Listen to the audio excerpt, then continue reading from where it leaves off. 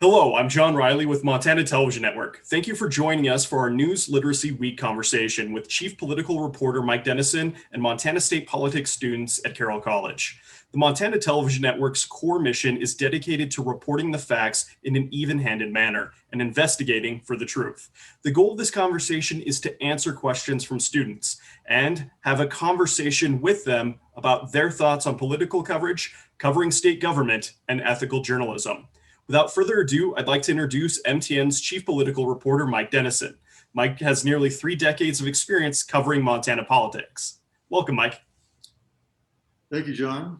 And I think what I'll do is I want to get to the questions as quickly as possible. But first, I'll just tell you a little bit about what I do, my job, and my approach to reporting, and about a few things that we talk about in terms of fairness, bias, etc.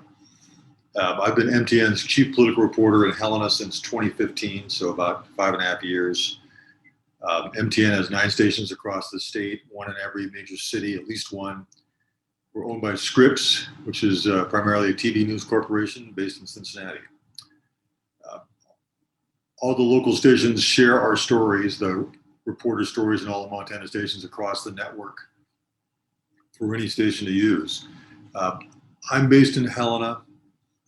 I cover campaigns, the legislature, public policy, statewide issues. It's a mix of breaking news and what we call enterprise stories or investigative stories that tackle an issue or kind of look beyond the rhetoric to see what's really going on.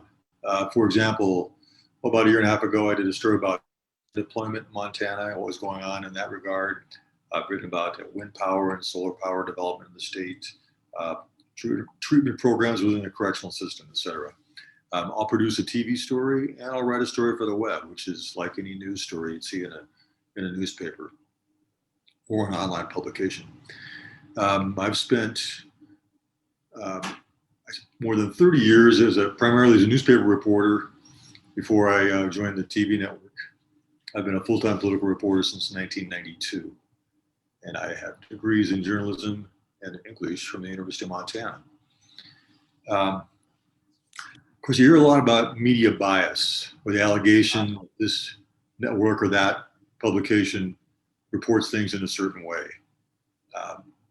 Bias certainly exists, but most major mainstream publications, I think the people who work for them are dedicated to playing things pretty straight. They're not going to just ignore one side or the other when they're reporting on an issue. They're going to get people on both sides and talk to them and give our consumers a full picture of what's going on. The real subjective part of journalism, I think, is choosing what to cover. Reporters and editors make decisions every day on what they want to cover. And their personal interests or bias may play a role, but any experienced trained journalist who works for a respectable organization tries to make these decisions based on what they think is the most interesting and most important for their readers or viewers. And the way I do it, it's a mix of what I call reactive and initiatory coverage. Reactive means you're reacting to the big issues of the day, like today. People covering President Biden announcing what he's doing regarding oil and gas leasing on federal lands. Or the impeachment of the president, or the president signing of other executive orders. What Senator Daines or Senator Tester are saying, what the governor is doing today, what bill the legislature is voting on. Initiatory coverage is when me or anyone who, as the reporter, says, "Hey, I'm going to look at the subject a little closer and inform people beyond just the rhetoric, what's really going on." And in terms of just the act of coverage, the act of doing the story, once I do decide to cover something, I'll do my research, choose some people to talk to on both sides of the issue, and ask to interview them.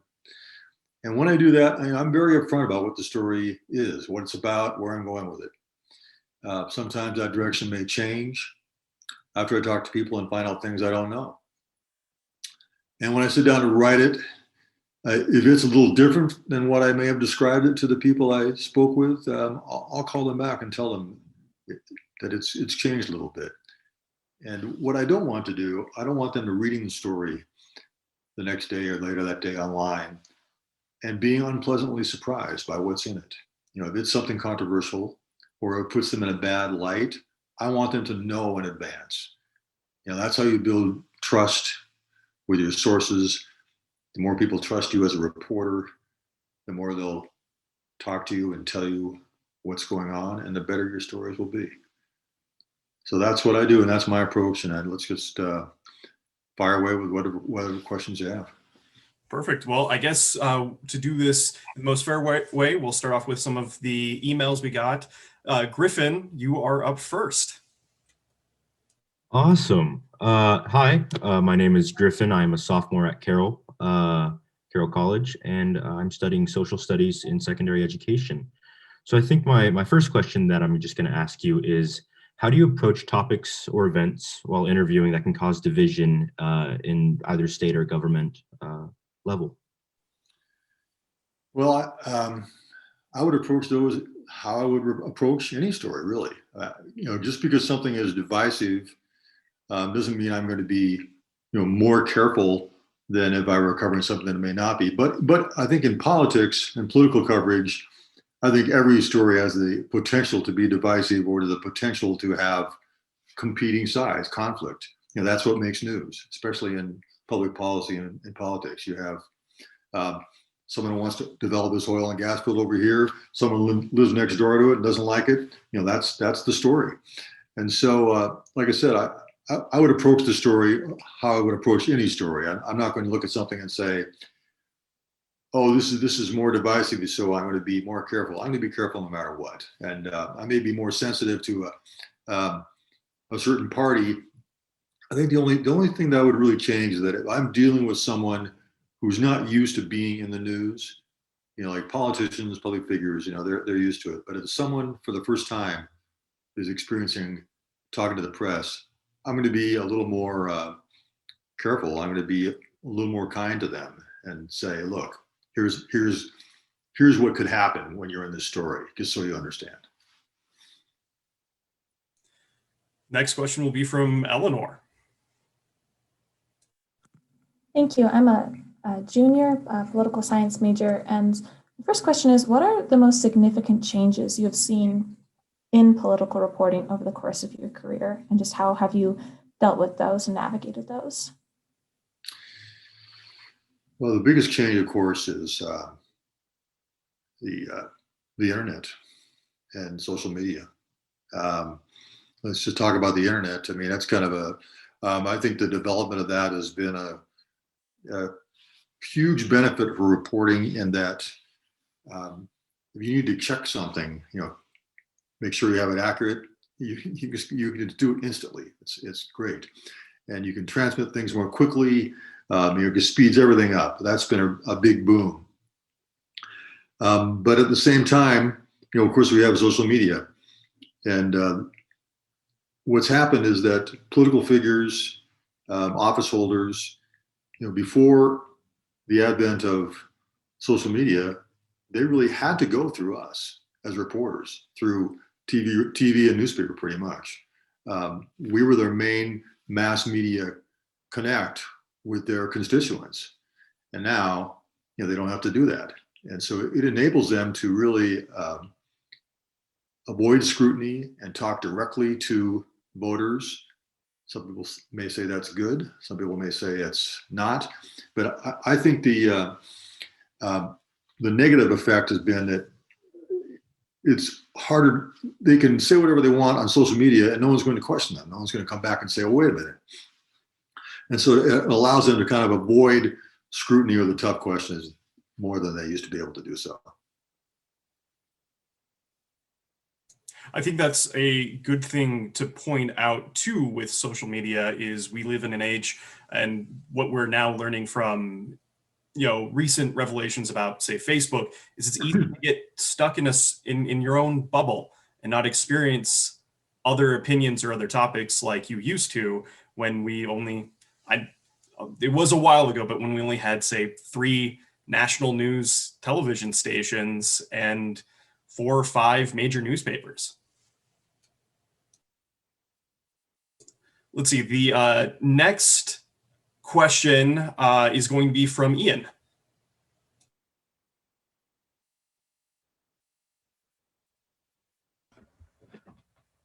Hi, my name is Ian. I'm a junior at Carroll. My question was, how do you build trust with the people who argue with what facts actually are? So, just so I understand your question, you mean give me an example of what you're thinking of when you say people who argue about what the facts are. So there are people who tout environmental studies as fake news and argue that the science is wrong and biased. So how do you argue or build trust with people who believe that the science behind news stories is fake? Boy, that's a good question. As far as first, let's talk about how I would deal with that. If I'm talking to someone and they're saying, okay, this is what I believe. Let's take Keystone Pipeline, oil and gas, and say, I think the Keystone Pipeline is a great thing. We need to bring this oil and gas across, and it's not going to cause global warming, and it's going to bring tons of jobs everywhere. And I guess my first reaction would be to ask that person, okay, what are you basing your opinions on? Where are you coming from? And discuss that with them. And then I say, well, but then I'd say, what about this other evidence here, and have them talk about it. And if they're just going to say that that's just completely false, or I don't believe that, I don't run into that a lot. But I guess what I would do is ask them to prove or give me the basis for their knowledge, and if they don't want to believe anything else, then I'll report what they say, but I'm also going to talk to someone else who may be able to rebut that. But yeah, as far as building trust with them, I don't know. I'm not sure how you do that. For instance, I've had many interchanges with people who have sent me emails, viewers saying I'm critical of my stories and say, well, Mike, they'd have a criticism, and I would send them back a very detailed response saying, thank you for that. Here's why I wrote what I did, and here's why I think that what you said may not be correct or may not be germane. And then I'd say 9 times out of 10, the response I get back from that, if I get a response, is negative. I don't believe you.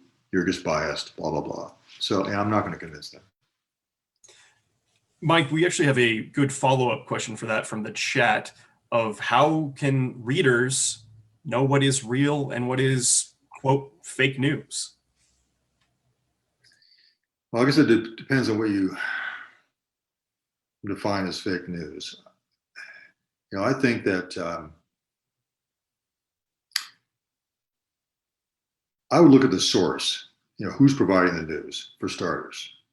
If it's an established newspaper or an established TV station or a recognized website, then I would say it's probably pretty reliable. If I read a story in the Wall Street Journal or the New York Times or the Washington Post, or even the Billings Gazette or the Helen Independent Record, or on our TV station, which is owned by a respected corporation, then I think I consider it pretty reliable. But if you're reading something at a website that's basically an opinion website, I guess then maybe I would take that with a grain of salt. Like there's a newspaper called the Washington Free Beacon, which is and it's owned by I can't remember who owns it, but its view of things is very conservative. And then we have magazines like The Progressive and basically the New Republic. They report from a more progressive liberal point of view. So I think you have to consider the source. But in terms of reading something like if you saw it on Facebook or saw it on Twitter, determining whether it's true or not, you can't just, it can be difficult. But I think you really have to kind of go to the source and judge it by the source, by the original source. That's the best way. But that's a very difficult question to answer because it's just there's such a wide array of things that we think of that are quote unquote fake news. I think, to me, fake news, the word fake and the word news is something that's just completely made up and is just a propaganda, essentially. So when we heard President Trump saying, well, that's fake news, it wasn't fake news. It was just news he didn't like. I think that's what a lot of people do. They say, they'd say, well, that's fake news. Well, it's not fake. It's just reporting something that you disagree with. So you have to kind of be careful on how these terms are just thrown about. I know from my perspective, I tend to, in regards to discerning whether something is a news source, a trusted news source, or if something is opinion piece, is I look for languaging, certain divisive words, or look at the tone that they're using to describe the situation. That can be a good indicator of whether that is more politically slanted one way or another, because journalists like Mike would never say, for example, President Biden goes to war with oil and gas companies. He would merely state that President Biden has announced new policies regarding war and gas, and then let you as the viewer make up your own mind about what you think about that. The other thing that I think might be worth mentioning in regards towards if you see something online that doesn't sound correct, if it's big enough, more outlets should be covering it, and more outlets, trusted outlets, should have similar facts and similar stories. A personal example for me is the deportation of immigrant veterans. When I first heard that and I first saw stories about that, I saw those on social media and those alarmed me. And I went to go check other legitimate news sources to see what they were saying and what they were covering on it. Because sometimes we let the emotions, even journalists can let emotions get to them. Our next question is from Tom. Hi, Mike. Hi, John. I'm Tom. I'm a junior here at Carroll, IR and theater double major. So you mentioned in your introduction that a lot of the Montana channels are owned by the Scripps Company, and they are a respectable company, but they are primarily based in Cincinnati. You brought that up. Have you ever experienced any sort of pushback or like butting of heads with superiors based on like what they want to see reported on versus what you want to see reported on, or are they pretty hands off and let you do your own thing here? They're pretty hands off. The stations here, we have like I said, 9 stations, and we have the main news teams are in 5 cities, all the big cities, and they have an individual news director and individual staffs, and they pretty much call the shots on what they want to cover. And there's collaboration among us. We all work for the same company, and on statewide issues and what to cover. But as far as the national company, they certainly have directives or general things that they want, just basic guidelines they want us to pursue, but in terms of individual stories, not really. And as an example, during the campaign last year, there was a kind of a format they were doing to fact check ads, campaign ads, and they said, oh, here's how we want you to do it. And they sent this thing down to it, and I looked at it, and I had already been doing my own fact checking, had kind of developed a style and a thing that I've been doing for quite a while. And I just looked at that and I talked to the guy who sent it. I said, Joe, I'm just going to keep doing it the way I want to do it. The viewers are used to that. They see me doing it. They rely on it. I don't want to just have to change everything to fit your format. And they went, oh, okay. So. A quick follow-up on that, Mike, because I know you discussed this earlier, but when you do an investigative piece, about how many hours go into you investigating a story? Well, it depends on the story. I mentioned the thing about the story about broadband deployment across the state. I worked on that for several months. I wasn't working on it every day for several months, but it took me that long just to kind of line up interviews, travel around the state, shoot stuff. I traveled to Hamilton, Missoula, up to Havre, to Augusta, up on Rocky Mountain front, because it was all about broadband in rural areas. So that took quite a while. And also at the same time, I'm reporting other stuff too, because we're not like a big station, like in a big city. We have a much bigger staff. They may have like a reporter, and they'll have like a producer assigned to that reporter. They'll have a researcher. They'll have someone else working on graphics. And they may have like a 4 or 5 person team working on an investigative piece for like a week or 2 weeks or 3 weeks, however. And with us, it's just me. Or in that broadband one, it was John and I. I mean, the most you're going to get is 2 people on a story. And so it may take a while.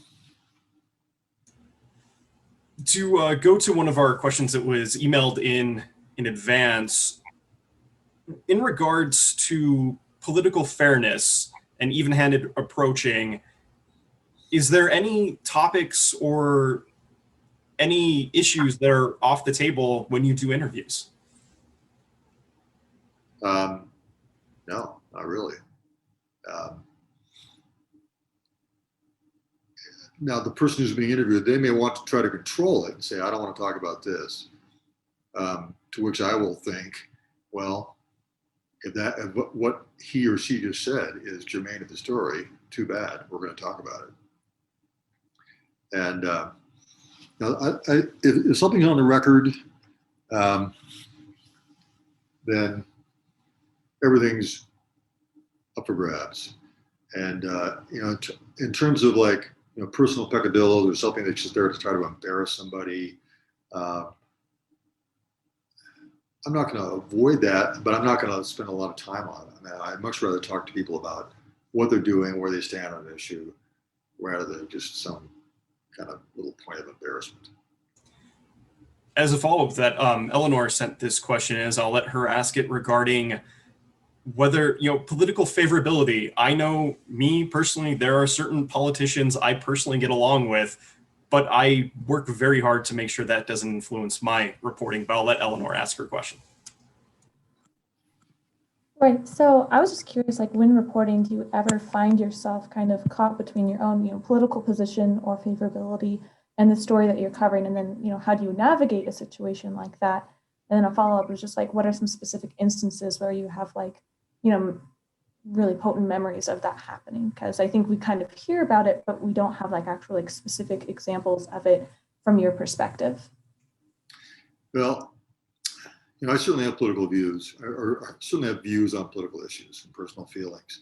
But after having done this for as long as I have, it really doesn't, I don't find it entering into how I might approach it, because let's take the issue of abortion, for example.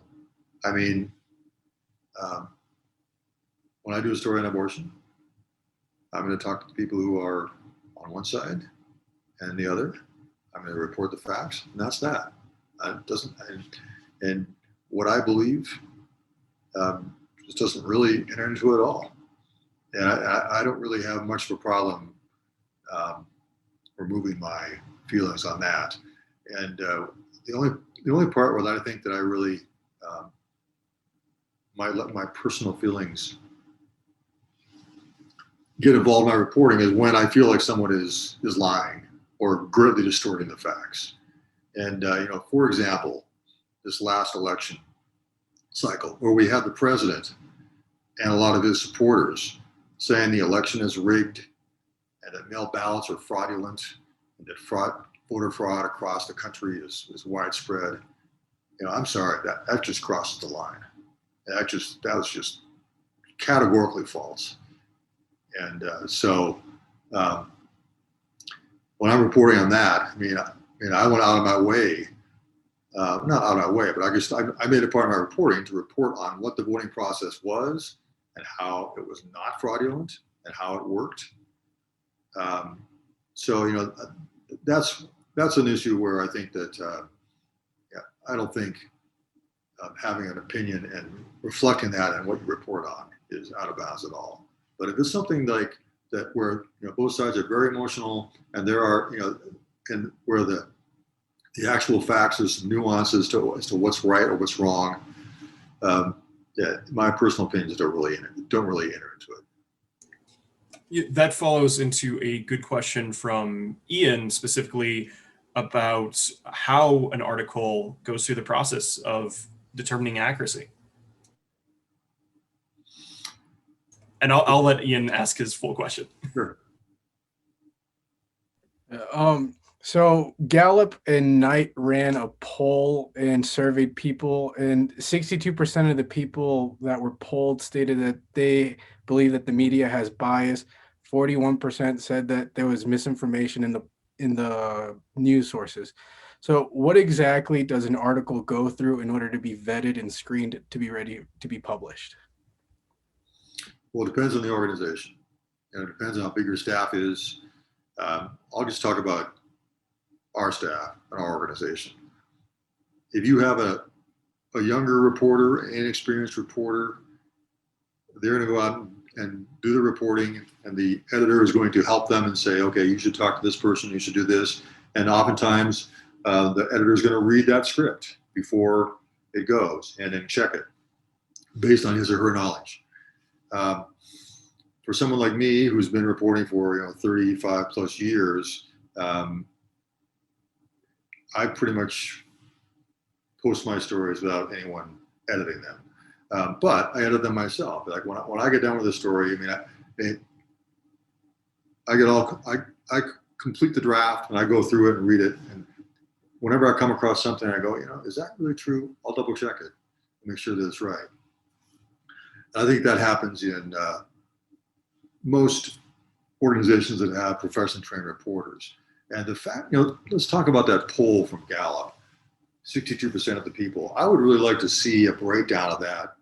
How many of those people are identify as Democrats, Republicans, whatever, because unfortunately, it has been a trope of the Republican Party for many years to demonize the media and to say the media are our enemy.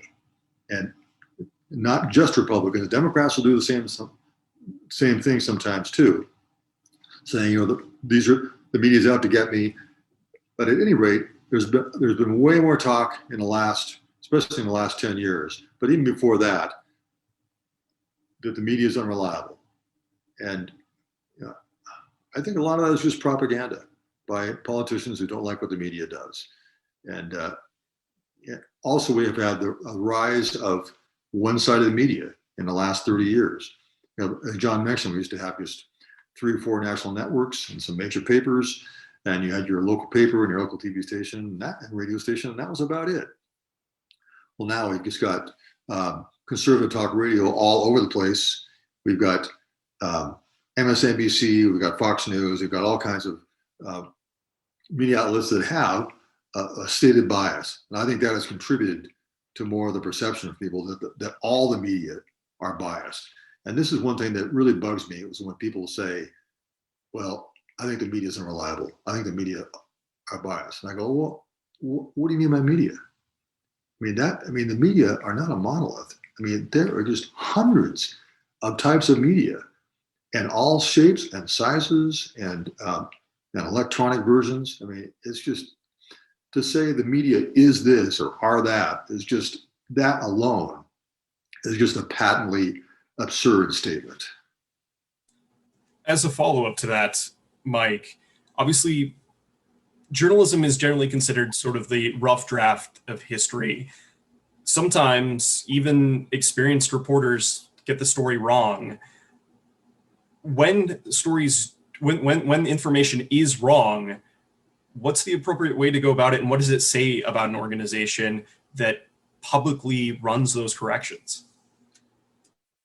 Well, if you're a responsible publication and you got something wrong, you correct it. You tell people that you've messed up and correct it. And when people call me up and say, Mike, I think you screwed this up, and I'll say, well, let me take a look at it. And I'll take a look at it. And if I did screw it up, I said, oh, I'm sorry, we'll fix it. We'll take care of it. It's that simple, really. And I think what you have to be careful of is that you want to make sure that your correction carries the same weight as your mistake. In other words, you don't want it to just like bury at the bottom of something or hide it. I mean, you want to be upfront about it. Our next question, we're going back to Tom. Tom, I'll let you ask the question, but it's regarding the future of politics. Yeah, and specifically the future between politics and journalism, and more so journalism than anything else, though. I mean, obviously, you've been in the business for decades, and you've seen a lot of changes happening. And I'm sure you've noticed some trends as to how media is distributed, consumed. Is there a trajectory you kind of see it following in the coming years or decades that you'd be willing to throw out there? Well, if I knew that, I'd make some investments. But, I'm not sure that I do. But that's really is the question. What's going to happen to the media going forward? You know, the traditional media, the legacy media versus the whole brave new world of the internet. And I don't really know, but I can tell you a few things that I kind of can guess and see. You know, newspapers, of course, are greatly diminished, and I think they continue to be in trouble. I think that the newspapers that will survive are the ones that are going to embrace the digital world, and like the Washington Post has done, like the New York Times has done. You know, the Washington Post had, I'd say, 10, 15 years ago, had several hundred reporters, and which was way, way down from what they had before. Now they've got 1,000 reporters, and their digital presence is fantastic. And I think that's, of course, they are a national publication, but I think that is what's going to have to happen if newspapers are to survive. You know, for ones who are local, like here in Montana, and I think in places like Montana or smaller towns or smaller, more rural areas around the country, I think newspapers are going to survive for quite a while yet, but I don't know if they're going to survive forever. I hope they do. But I think that, like I said, people are getting the news in a digital way. That trend is going to continue. And what I think the question that is not answered is when we have entities like Google or Facebook, and before, newspapers and TV stations as well, the way we survived is because we have advertising. Well, if Google and Facebook are going to suck up all the ad revenue and leave just crumbs for the traditional media, what does that mean? Are Google and Facebook going to become the replacement? Are they going to? I don't know. I don't really even know how that's going to happen, or if it could happen, because they have a model where they're drawing all this money, but they don't really have a model of providing journalism based on the principles that we've talked about today. And something I think is also worth mentioning, for example, I've always been a television journalist. I actually did start as an online journalist, but I've always been in media of some kind. However, if you look at television journalists, even 20 years ago, they would not be writing web stories, which we do now. We're now defined as multimedia journalists. We film, we shoot, we write 1,000-word story, and we do it 2 to 3 times a day. Mike probably has a great perspective about transitioning from print to media journalism. Yeah, people often ask me, what's the biggest difference?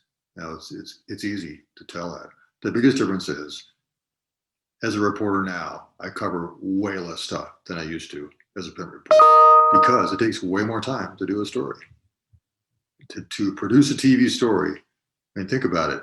You've got to, right? Let's just forget about the pandemic. Think about pre-pandemic, when you actually go out and talk to people and be close to them.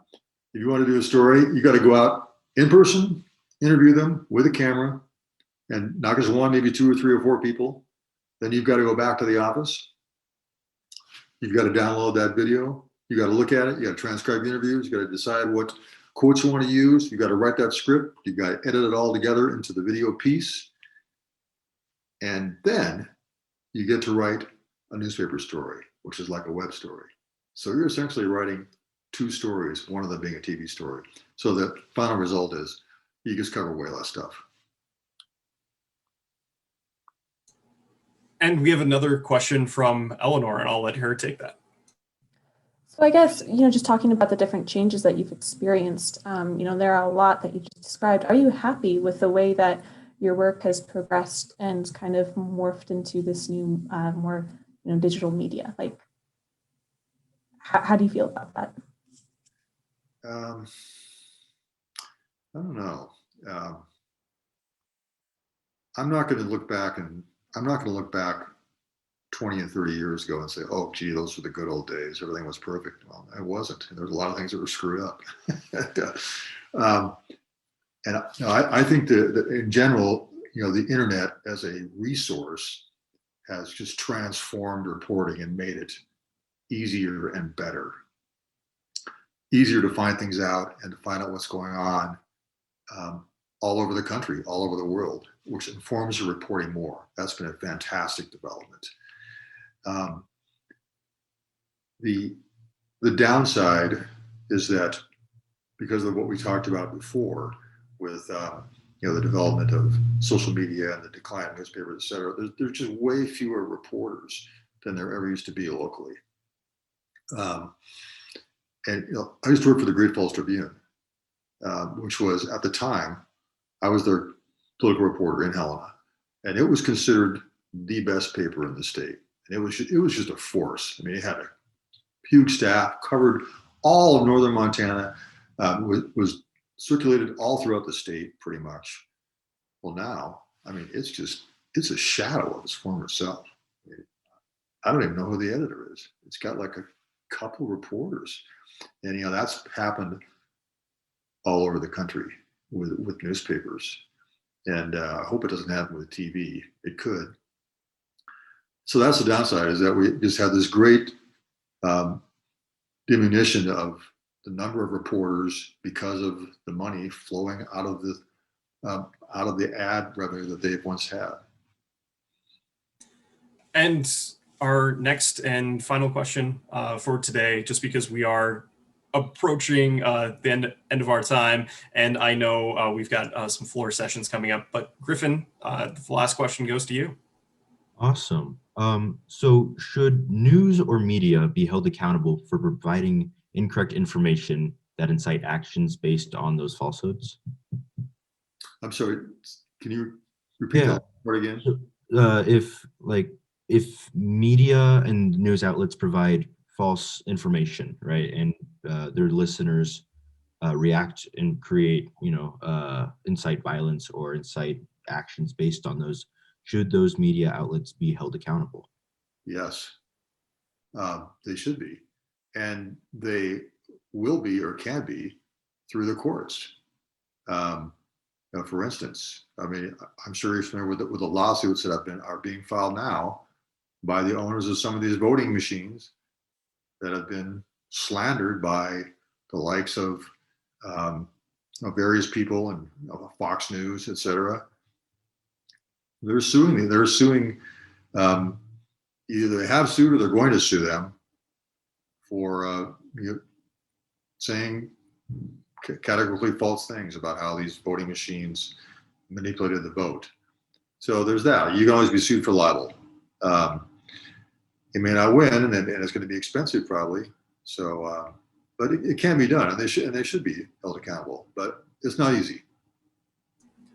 I think maybe a good follow-up with that too is the First Amendment is one of the most powerful documents in the United States, and it is generally seen as the gold standard for fair and open journalism.